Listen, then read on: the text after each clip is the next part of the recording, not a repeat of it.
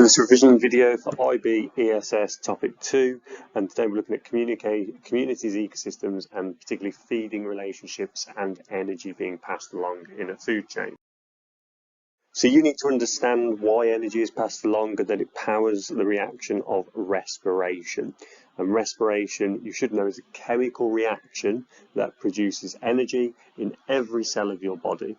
And the equation for respiration is glucose plus oxygen goes to carbon dioxide plus water, and we get glucose and oxygen, glucose from the digestive system, oxygen from breathing, and it produces the two waste products, and that's what these two products would be here. Both of these would be wasted, but the energy is the useful product. So we breathe out the carbon dioxide to get rid of it, and the water also is exhaled, but really you can use it up in your body for other reasons. This is aerobic respiration because you should also be aware that plants and algae and some bacteria can do photosynthesis, which is important in food chains, and that's where carbon dioxide and water combine to react to make glucose and oxygen. And this is an example of an endothermic reaction because it's absorbing the light energy from the sun to power it. And this is important because this is what makes plants what we call autotrophs or photoautotrophs. They start the food chain by creating organic chemicals or creating their own food from this reaction, which is the glucose. And there's the symbol equation for photosynthesis. Now there is a balance between these two, and you need to be aware of this in an ecosystem. So plants do both photosynthesis and respiration. So in the daylight, in the strong sunlight, the rate of photosynthesis is greater in plants than respiration. But at night time, when the rate of photosynthesis is low because there's no sunlight, the plants will be doing more respiration. So plants take energy in as light into chemical when they're doing photosynthesis, but that chemical energy gets converted back to heat in respiration. So you need to understand about a food chain. So if we have a look at this food chain, which you may have no idea what these animals or organisms are, you should be able to tell me that the first organism in a food chain is always the producer. It is doing photosynthesis. It is an autotroph. The others are consumers. This one being the primary consumer, so it's eating a plant, so it must be a herbivore, and the rest of them being carnivores because they're consuming other animals. And as you go through a ecosystem, lots of energy is lost due to heat loss, due to respiration, due to the fact that animals don't eat 100% of the other animal, and due to the fact that animals produce waste. And therefore food chains are limited, but we'll come back to that in a moment. You also need to be aware of predator-prey relationships. So if you look at this two organisms, we've got the blue one, which is prey, and the red one, which is the prey, and the blue one, which is the predator. Now, what this graph doesn't show that clearly is that the predator numbers should always be lower. So I would have actually drawn this blue line a little bit lower than the prey as it is there. But if you're asked to describe this, notice the predator line is always lower. It's always a bit after, so it's lagging the prey numbers, okay? And they both go up and down following each other. So if you were asked to explain what's happening here at point A on the graph, what you could say is at point A, the prey numbers are going up. Now the reason the prey numbers are going up is because at this point the predator numbers are going down. So there's not many predators to eat the prey. But then as you get to point B, you've got high numbers of prey. So therefore there's lots of food for the predators, and the predator numbers will follow that prey after a time lag. But then there's too many predators, so at point C, the prey numbers drop, but then the predator numbers drop afterwards because they've run out of food following each other.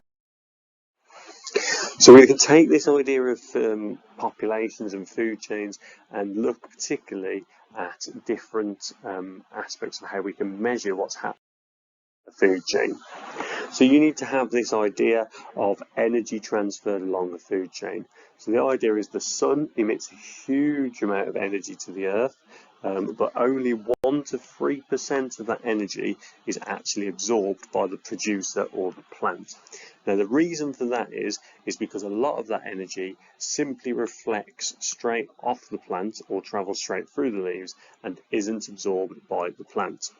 Now of that 1 to 3%, only 5 to 10% of the energy gets transported to the primary consumer. And one of the main reasons for that is a large amount of plant material, a large amount of this plant is indigestible, i.e. the animal can't actually digest it, so it just passes straight through them. Now only 15 to 20% of the energy is then passed on at each food stage again, and that is because of a couple of reasons. Energy can be lost during respiration, so a lot of energy released as heat, but also the animals will die or they will release waste products, and they contain a lot of energy as well. So food chains lose energy, and there is this general what we call 10% rule, which you can see in this isn't accurate. The idea is only 10% most of the time of the energy gets passed from one food chain stage to the next, and each stage is called a trophic level. So what we often do is represent this using a model called a biomass pyramid or a number pyramid. And these models show quantitative differences along the food chains at each stage. These are useful models because they help to compare trophic levels, they help us see what feeds on what, and they also show that the system is balanced. So the first type of pyramid is using pyramid of numbers. This is the idea of just counting the standing crop, so the number of organisms at each stage in a food chain.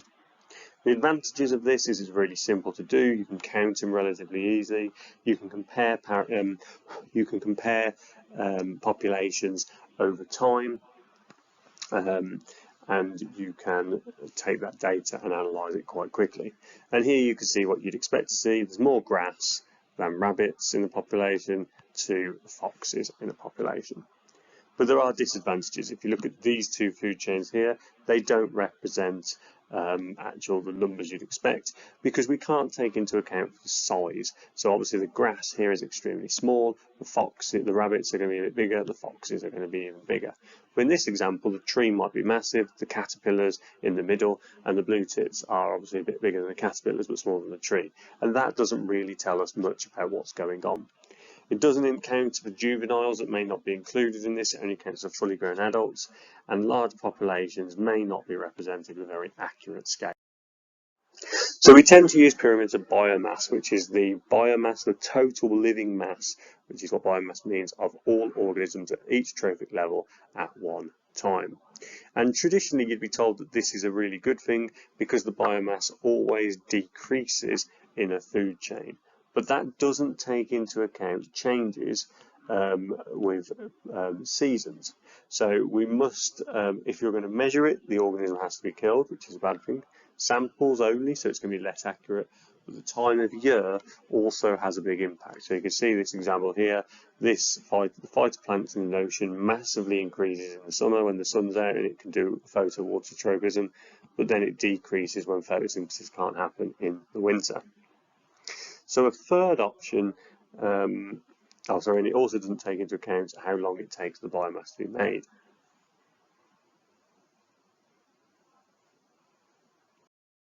Which used within ESS is a pyramid of productivity, and this will always decrease. This is a pyramid showing the rate of energy or biomass that moves through the trophic levels at each time. The advantages of this are it shows over a prolonged period of time, not a one snapshot.